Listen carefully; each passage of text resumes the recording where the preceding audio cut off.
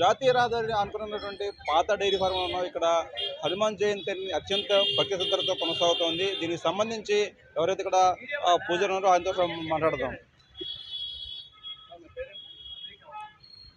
మురబాగ్ Anil Kumar Sharma, dairy farm junction ఇది.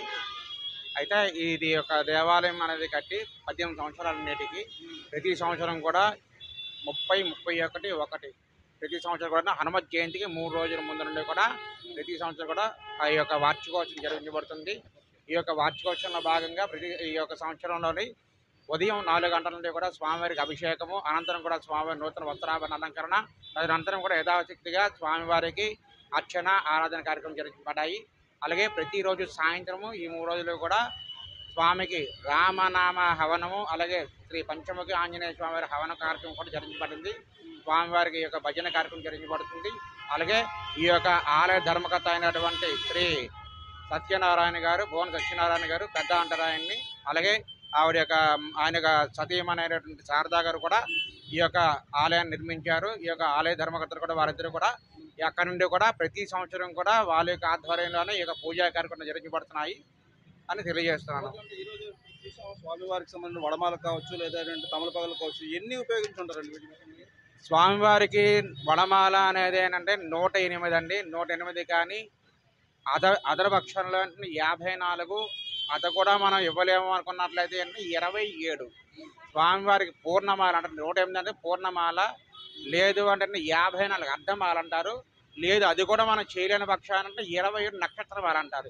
ఈ యొక్క నక్షత్రమాల వేసినా, లేకపోతే అర్ధమాల వేసినా, పూర్ణమాల వేసినా కూడా మనకి పరిపూర్ణ ఫలితాన్ని కూడా ఇస్తుంది. తమలపాకులు కూడా 108 అండి. 108 తమలపాకులు, లేదు అంటే 54. నా పేరు వరలక్ష్మి అండి. సత్యనారాయణ గారు మేనగోడలండి, మా మేనత్తండి. సుమారు నేటికి 18 ఏళ్ళండి.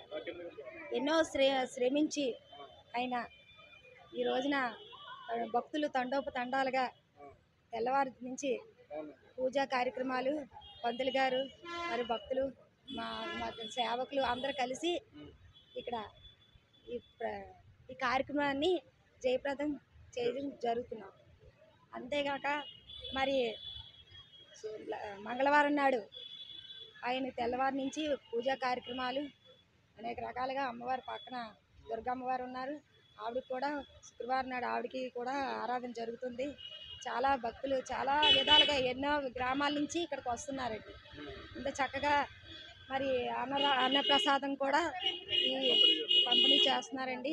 ఇప్పుడు మొదలవుతుందండి. చాలా జనాలు మాత్రం ఈ రోజే అని కాదు, ప్రతి రోజు కూడా ఇక్కడ పూజలు జరుగుతాయండి.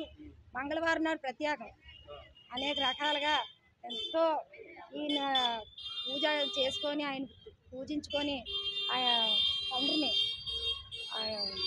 మన హనుమాన్ ఆయన్ని పూజించినందున వాళ్ళు ఎంతగా ప్రతి ఒక్కరికి కూడా వాళ్ళకి ఇక్కడ మంచి జరుగుతుందని వాళ్ళ మనసు వాచ కరుణ నేను కోరుకుంటున్నాను. చెప్పండి, ఇలాగా మీకు ఆలయానికి ఇలాగా భక్తులు రావడం, స్వామివారిని మొక్కుకోవడం, తిరిగి ముక్కులు రావడం మీకు ఎలా అనిపిస్తుంది? చాలా ఆనందంగా ఉంది సార్. అంటే ఈ 18 సంవత్సరాలు అయింది కట్టి మేము. ఈయనకి హెల్త్ బాగోక రాలేదండి. ఈయనే ఎంతో దేవుడు అంటే బాగా భక్తి. మేమే ఇప్పుడు ఆయన రాలేదని మేమే చూసుకుంటున్నాం. మంగళవారం, శనివారం 2 రోజులు పూజలు జరుగుతాయండి స్వామికి.